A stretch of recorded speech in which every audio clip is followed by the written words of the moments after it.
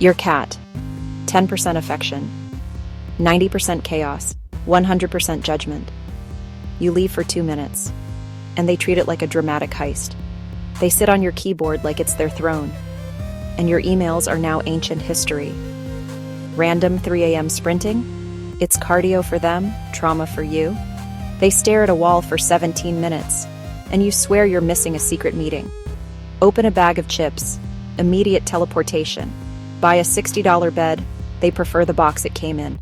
They knock over a plant, then lick the dirt like, I regret nothing, but one purr and you're instantly forgiven. Cat rules, chaos, then cuddles. End of contract.